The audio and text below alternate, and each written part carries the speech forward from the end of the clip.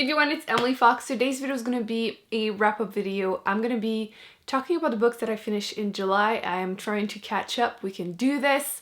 I have 15 books to talk about.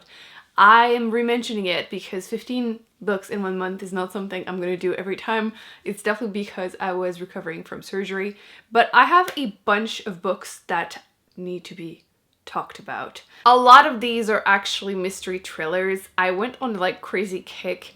It's weird because I hadn't read a lot of them in the last 2 years, probably because I had been so disappointed with so many in a row. So I kind of got like sick of it and I went crazy this month. No, last month. So yeah, I'm gonna have a lot to talk about, but let's go in order because that's the way you decided you wanted to hear about my books from now on. So let's do this. Oh, and by the way, I have a lovely friend who gave me this after surgery and I love it. It says, "C'est vraiment le fun que t'existes," which basically means it's fun you exist. So she was glad I survived surgery, which I'm like, thanks girl. The first book I finished was Quiet. This is The Power of Introverts in a World That Can't Stop Talking by Susan Cain. I actually went through this as an audiobook. I had this on my shelf for the longest time and I think I may have picked it up at a library sale, but I had been meaning to read this for the longest time, but for some reason I find nonfiction kind of intimidating, so that's kind of why a lot of the time I end up picking them up as as audiobooks. And sometimes I'll read along, but this was a very easy read. I don't know why I waited this long, but as you can probably guess, it's all about introverts. I really enjoyed a lot of research she did. And I know she did a few talks. I think she did a TED Talk too. I thought it was really interesting to obviously hear more about introverts. I'm obviously an introvert. I appreciated how she made a distinction that being introvert doesn't mean you're shy, because I'm not really shy. I just like my me time to recharge. And I really appreciated also the research she did about how introverts are kind of affected by some of the things at the workplace, for example, how we tend to really promote in our culture, or I mean, depending on your culture, obviously, like in the US, for example, it's really pushed to be extrovert. That's how like you should be. I feel like it's really starting to change a little bit though, but yeah, she was talking about like, for example, like in meetings, how some methods that are pushed are kind of counterproductive to really get the most out of them and everything. So if you were looking at it, or if you're interested about a topic, I definitely would pick it up. It's a very easy nonfiction book to pick up. I enjoyed it. It was nice. I still have to go and check her TED Talk because I feel like I might be able to get more out of it that way. And then, oh my god, this book. So my big book of the month for June that I finished again in the beginning of July because I could not finish it. Oh my god. I had been calling this torture porn without having read it because that's how everyone was describing it, and yeah. A lot of people hate it because it seems like everything keeps going worse and worse and worse and worse, and other people just love it because it breaks their heart, and I am one of those people. This is basically, would you consider this literary fiction? I think so. You're following 4 friends basically living their lives in New York, and you can see kind of back and forth between the present, the past, and everything.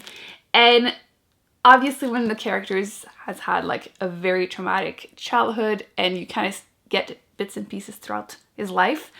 And damn it, my poor little heart. It is a like character-driven story, so I'm not going to go in more details than this, but the 4 friends live interesting lives and, you know, kind of go back and forth between all of them. And freaking Jude broke my freaking heart. I swear it took me like a week to finish the last 100 pages because I would start reading it and I would be like, no, I can't do this to myself. I legit cried, and I do not cry easily while reading a book especially, so damn it.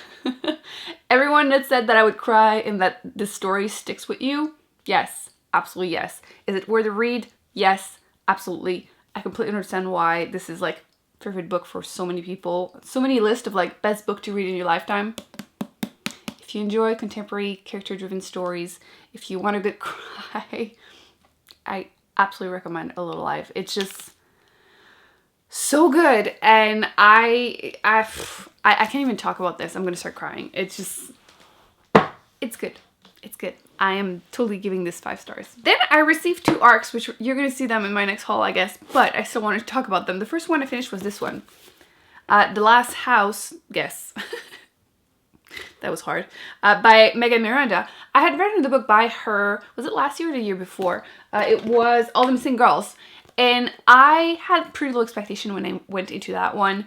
And I ended up enjoying it a lot more than expected because I enjoyed the format, which was like basically there's a murder, but like you kind of see the story backward, and that was great. And this one is a little bit, you know, there's a back and forth between last year and now this year, and it's a very easy mystery thriller to read. I've been calling this the perfect beach read because it's great. You want to know what's going to happen, but at the same time, it's not preventing you from putting it down and doing your stuff. You know, you don't have to stay up till 2 in the morning, which is nice sometimes at the beach. I also want to mention that this is probably the most beautiful cover of the year. I'm hoping, like, we're gonna hope that this does it justice. So you have like the window, obviously you can see the beach town, and then you have like the water drop on the cover that are 3D. It's awesome. Oh, and by the way, you can't see her. Let me move her a bit. She's back, okay? She's back. We can stop talking about it now. I didn't mention what the story is about. Basically, you're following a girl who, she's not very rich, but she becomes fast friend with a richer girl. And this is all happening in a little beach town during the summer. And the friend she makes dies in like kind of weird circumstances. So people kind of put it as a suicide, but she kind of feel it might be a murder. And a lot of drama happens, and you figure it out at the end. It was good. I gave it like 3.5 stars. I feel like I was saying, this is an easy beach read. The author is really great at creating like little creepy town feels. So that was the case with the other book. It's the case with this one. My main issue would be that whenever the character would start questioning other characters about, you know, what happened that night type of thing, people kind of gave her answers kind of quickly, / you figure things out way before she does. So I thought that was probably the weakness, but overall it was a solid book. I do recommend it if you enjoyed the book, for example, or if you're just looking for a quick read. Of course it's gonna do that, huh? You're gonna torture me till the end, Jude. There you go. I'm sorry.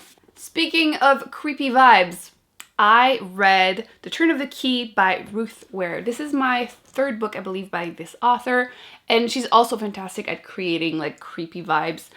In this one, you're following a nanny that starts being a nanny to a rich family in a obviously isolated house, which always like that. And the house seems kind of haunted. And the interesting thing about this is the format. It's written as letters. Basically, she writes letters to a lawyer while she's in prison after being accused of the murder of one of the children she is going to take care of throughout the book. So you're slowly kind of learning about the dark secrets of the house. My issue with it was the ending was a little lukewarm. Obviously, no spoilers as always, but it's kind of what happens with a lot of her books. She has created a great, you know, idea, a great setup, but the ending kind of just doesn't really fully satisfy me. I'm actually curious to hear what other people are going to say because this is a newer book. I believe it came out in July. No, August actually. 6th of August. So it's been out for a month. I will have to actually go and read some reviews to see how others feel about it. But again, it was a good book. As all of the books, I pretty much end up giving them 3.5 stars. It was good if you are looking for a new like creepy nanny story. The next book I read was this one. This is The Girl with All the Gifts by R Carey. I believe there's a movie on this, which I have been meaning to watch and I have not watched yet. To be honest, I have read a lot of post-apocalyptic books. It's one of my favorite trope to read about. However, I feel like a lot of them tend to start like bleeding into each other, like they blend, and I can't remember what book is about what. This one was so similar to The Passage that if you've read one, you've read both pretty much. I did try the audiobook for part of it to try and like go through it, and it helped me finish it, but I am not loving it as much as the reviews that I've seen online. I feel like overall people really enjoyed it. I thought the twist or whatever was kind of obvious, and it's just not something that's going to be memorable. It won't make it whenever I do a list of like best post-apocalyptic. It won't make it on it. It's just meh for me. I think I gave it like a generous 3 stars. Maybe the movie will change my mind. We'll see. Oh gosh, the next one. Okay, finally something.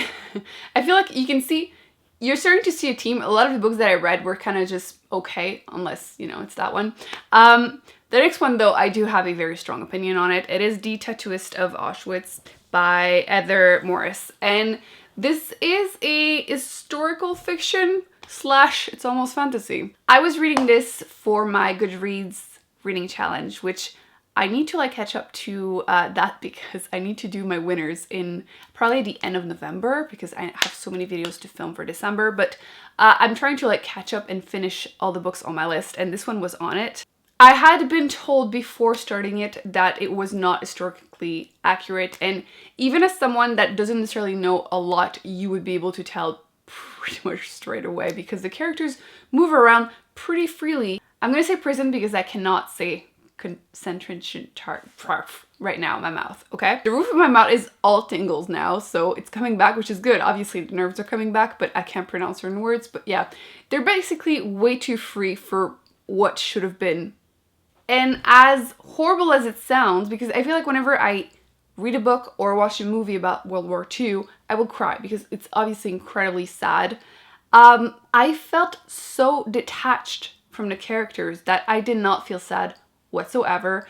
I actually struggled to finish it, and it didn't even have like nice prose or something to compensate because it was written pretty much as a script for a movie, and it shows. Like there's zero emotion. It obviously didn't help to make you feel for the characters. It just felt like they did this, they did that, they did this, they did that, and you're like, this is boring. Frankly, again, it didn't even feel like it was detached on purpose, you know, like the characters were, for example, like detaching themselves from reality to survive, you know, the trauma.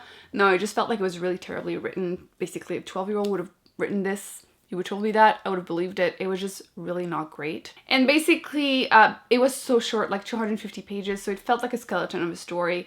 Not something I would recommend. There are so many other fantastic World War II inspired books, I guess, or at least some of them are way more accurate than this one, and I would not recommend reading this one. It's just not worth it, in my opinion. There are so many other options. So this one, I gave it a generous 2 stars. Then I went on a mission to read all Riley, is it Sager books. He has 3, just came out with the last one. I read 2 in July and then the last one in August, and I don't know what happened. I just went for it because everyone kept talking about them and it was finally time for me to do so. I started with what was going to be my favorite one of the 3, The Last Time I Lied, which was a perfect summer read because it happens at a summer camp, which that was not planned. I didn't know. I was perfect for it. Basically, you're following a character who, when she was a child, she went to that camp and 3 of her friends disappeared and the mystery was never solved. So you don't know who did it. She doesn't know. She doesn't remember much. And as an adult, the camp reopens because it had been closed for those years. And she's invited to go and work there for the summer. So obviously she decides to go because she wants to try and figure things out. And then things start happening. You know, you don't know, is she crazy? Did someone else murder them and they're trying to cover it up or kill her or whatever? And it's an interesting, I'm not gonna like say anything because obviously it's a mystery thriller, but perfect summer read. And it was nice to not have another like unreliable wife that is in a coma, or you know, I feel like I've been reading the same thing over and over again, so this one was definitely more unique. And out of all of the mystery thrillers that I've been reading, this one I think is my favorite one, so I definitely would recommend picking up that one. The next book I read was An Anonymous Girl by Greer Hendricks and Sarah Pekkanen. Frankly, it was very forgettable. I am struggling to remember much about it, so that kind of says it all. You would think it's because I read it 2 months ago, but I could probably give you a like good summary of most of the books that I've read, you know, in the last 3 years on BookTube. And there are only like probably like 5 that I'm like blank. This is one of them. So in those cases, I just tend to assume that it's the book, not me. It just didn't feel unique. It, again, very forgettable. I might not be fully fair. The beginning was interesting, but then it kind of ended up being like a twist and another twist and another twist, and you're kind of just bored. But the beginning was pretty strong, so that's kind of why I ended up giving it 3 stars and not like 2 or 1. It starts by basically a main character that goes to a study. She's not really supposed to be there, but she heard someone else talk about it and it's easy money. She needs it, so she does it. But then afterwards, things start being just weird for the sake of being weird. I would be very curious to hear what other people think about the book, because again, the beginning was pretty interesting. It's just that sometimes there are very interesting premises, and while I understand that it's not always easy to find a balance between like an interesting twist or just like trying to catch the reader, it gets to a point where it's like, aha, you didn't see that one coming, and you're like, obviously you did like 10 twists, nobody would be able to see that coming, you know, it's not satisfying. It's kind of a little bit how I felt about that one. It kind of just fell flat for me at the end, but again, would love to hear what you think. Ooh, then I found an author that I think a lot of you will be enjoying. I read Miracle Creek by Angie Kim. This, I would kind of describe it as a literary fiction mystery. I will definitely include this in a, like, if you like this, try that with, what's her name? Damn it, woman. Celeste Ng. That's what I wanted to say. If you enjoy Celeste Ng or writing or the type of story she talks about, you will enjoy this author. Basically, you're following a Korean immigrant family that goes to a small town in, is it Virginia? Yup. And they open up a clinic that is kind of experimental for the time. They're basically, it's like a special treatment center with a hyperbaric chamber that can cure possibly a condition from infertility to autism. So basically there's a bunch of kids there that have autism, and while they are there receiving treatment, something happens, there's an explosion, some of them die, a lot of them are injured, and there's a lot of drama. So you kind of see the whole like mystery of who did it. A few people could have or might have wanted to. You see them facing justice. And it's very much of a like follow that family, also a lot of struggle to be an immigrant family. So that's kind of another thing that I felt like was really similar to Celeste Ng. So in my opinion, if you really enjoy her writing style, because also was very similar, I think you would enjoy this author. Definitely would recommend picking up that book. I believe I gave it 4 stars. Yup. So it was really interesting. Then I read The Lost Men by Jane Harper. I'm supposed to read 2 of the books by her before the end of the year, but for some reason I decided to pick that one. So this is a mystery, kind of murder mystery in Australia, which I listened to that as an audiobook. I had to way lower my speed because of the accents. You are warned. But I feel like it kind of helped me kind of feel more like in the mood, and like it was very atmospheric because of it. You're following basically, like I said, a murder mystery where someone's brother dies mysteriously in, I'm assuming you would call it a desert. It's very hot over there, obviously, so whenever you start walking out of nowhere, somewhere very hot with no shade, no water, you die. That's kind of how it works, right? So while it was interesting and I did enjoy the ending, it was a very, very slow burn. So I'm kind of left a little about it. I am planning, like I said, to read 2 of her other books, or at least 1 before the end of the year. But I'm kind of hoping the other ones will be better. This one was her newest one. It came out in February this year. I don't know, I feel like the reviews are much higher than what I gave it. I gave it 3 stars, and like right now it's like 4.22 out of like 30,000 reviews. So I guess maybe I'm just not used to her style yet. We'll see. Again, I will be reading more and I'll let you know. I finally was able to read The Dragon Republic. I ended up getting an arc of it, so I read it in July when it came out, like beginning of August. And damn it, this is freaking good. I love the magic system. I love the characters. I do enjoy where the story is going. I feel like it's growing the world more and more. And again, second book, so I can't really spoil much, but so good. Definitely recommend it. It is inspired by Asian culture, and again, the magic system is definitely what keeps me wanting more. And there are some pretty upsetting scenes. I mean, trigger warnings for pretty much everything in this series because wars. I was kind of afraid it wasn't going to be as good as the first one, because in the first book there is a school setting for the beginning, which is like one of my favorite tropes. But I do think that it was still really solid, and I really enjoyed the character development. I feel like sometimes in more debut author, character growths kind of just start lacking, and like the stories, the quality of the books kind of go down after the first one. I still thought book 2 was really great. I definitely think a lot of you will enjoy it. And obviously I can't wait for the last book. I hate waiting. That's why I usually try and wait until the whole series is out. But you know, you should definitely read it. Then I read Final Girls. I mean, I said I read 2 by the same author in the same month. This one I ended up being kind of so-so about it. I feel like the premise is more solid than the story. You're following a main character. She's a final girl, basically a few girls that have survived traumatic events. Basically everyone else died in an event except them. And she's one of those 3 final girls. And one of the other girls dies mysteriously, and then the other girl obviously tries to contact her and just, you know, become friends and everything. And she's not sure if she wants that. She kind of always wanted to just stay away from all of it. And basically you're following her as she's trying to figure out who did it, who she can trust, and, you know, basically remembering what happened because she can't remember what happened. So like I said, the premise sounds interesting, but for some reason I really didn't find myself caring about the story or the characters. So when I saw, like, you know, the ending, I'm like, oh, okay, that's what happened. That's it. So yeah, interesting premise, so-so execution for me. I gave it 3 stars, by the way. This is gonna be one of my biggest disappointments of the year because the premise sounds amazing. Magic for Liars by Sarah Gailey. A murder mystery in a magical school. Does that not sound exactly like something I want to read? It does.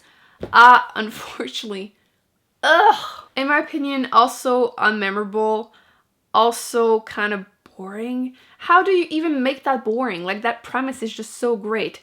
Basically, 2 sisters, twin sisters, one of them has magical power, the other one doesn't. They're not really close. She's kind of weird, the magical one, and she dies in mysterious circumstances in school. And they had a tough relationship ever since basically their mom died. She basically, the non-magical one, resent the other one for not, you know, finding a solution because magic, right? But she is now stuck investigating the murder of her sister and trying to piece things together, which again, sounds so interesting, but I ended up being so disappointed. And so far, out of like 5,000 reviews, the average is like 3.72. So I don't think I'm the only one, but damn it. I wanted to learn more about the magic system, wanted to learn more, you know, school setting and everything, but I'm sad. I really wanted to like this. So to cheer myself up, I picked up Darkdawn by Kristoff, which is the last book in the Nevernight trilogy, which I was dying, and I mean dying, to finish this series. Again, this one is a book that actually, it came out now that I'm posting this video. So pick it up, pick the series up. You have no more excuses now. They're all out. I adore the characters. I adore the universe. And I even enjoy the writing style, which I know tend to be like hit and miss. Some people find it too prosy, which I'm usually the one to complain about that. So I don't know why this one just worked for me. I really enjoyed learning who the mystery narrator was. Obviously, again, absolutely spoiler free. The author made fun of himself quite a bit in it. Basically, a lot of people were complaining, again, the writing style or the footnotes, for example. And there are a few mentions of that throughout the book, which was funny.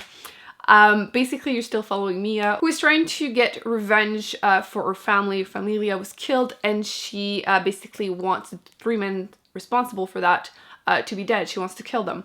The magic system, amazing. The world, again, super interesting. I do think that the ending of that book will be controversial. It's going to be like a hit or a miss. I feel like it's going to divide the fans, basically. And I want to mention something that is a spoiler basically for 2 different books. So this one is something else. So I'm going to put spoiler, on the screen. I'll mention what book I'm talking about. And then if you don't want spoiler for that, then skip ahead to whenever basically the word spoiler is not there anymore. So either skip ahead, or sometimes people tell me that they are trying to like do something else at the same time, like the dishes. So just start screaming la la la, and I won't say it too loud. But basically I wanted to talk about the 3rd book in the Mistborn trilogy. You know that ending? Again, if you want to skip ahead, do it now. But you know how things get kind of weird a bit, a little too intense? I had strong feels like that for this one, so that's kind of why I feel like, even though it wasn't my favorite bit in the world, it didn't ruin the book either for me. So yeah, again, we're back to the spoiler-free section. So I will just, you know, forever want more from this world. So if Kristoff wants to just write more, you know, don't hesitate, because I will read it. The last book I finished, listen, Linda. I finished After the End by Clare Mackintosh. This is my is it my third book by her? I think so. Yeah, I read I See You and I Let You Go. Holy boredom. It is kind of my fault, although I am blaming Goodreads. The book was, and is still, as I'm seeing it right now, categorized as thriller mystery, although now they're finally putting contemporary higher. Literally my review at the top is just saying this is not a mystery thriller, because all of her other books were, and then when I saw on Goodreads that it was also put there, that's kind of what I just assumed, and it's not. So throughout, like, I would say strong half of the book, I was waiting for the mystery thriller to start, which there's none. So that kind of tends to ruin a book for you. However, if you know what the book is about, you might not have the same issues as me. Basically following two parents having to take a horrible decision. Their child is basically terminally ill. I can do this. And they have to decide if they want to let him die in dignity or if they want to continue pushing to try and get, you know, even just a few more months. And you kind of see, the story is basically you see the two options, you know, the two possible paths. And that's an interesting format. Unfortunately, again, there was the whole mystery thriller I was waiting for. Plus, there's the fact that my favorite character, who was one under his doctor, was not there for the second half, so I was just kind of sad about it. I believe the author went through that, and that's probably why it was written really well. But yeah, unfortunately, it just wasn't something I was into. I would have picked up if I had known, and having like other expectations when picking it up kind of ruined it for me, obviously. So I'm not really blaming it for it, but I'm still giving it 2 stars. Frankly, I kind of just felt heartless reading it because I didn't really end up caring for the characters, which obviously is a terrible story and you want to feel bad, but I just didn't, so it didn't really end up working for me. Ooh, that was rough and a lot of talking from my poor little mouth. I hope you enjoyed this anyway. Let me know in the comment section the books you read in July. Let me know if you have read any of those, what you thought about them, because I obviously always like to have discussion about those books and hear your opinions, whether they are similar or very different. So that's going to be it for today's video. I really hope you enjoyed it. Don't forget to give it a big thumbs up. Don't forget to subscribe because I still have so many videos to catch up and post. I think I'm going to be posting like 3 or 4 for the next like week or 2 because I need to catch up and review all the books, and then I have 2 reading vlogs to post, even though I've had issues with them, because when do I not have issues with my reading vlogs? But yeah, you don't want to miss those out. I'm actually going to be putting some videos on the screen that I recommend you check out, and I will see you in my next one. Bye.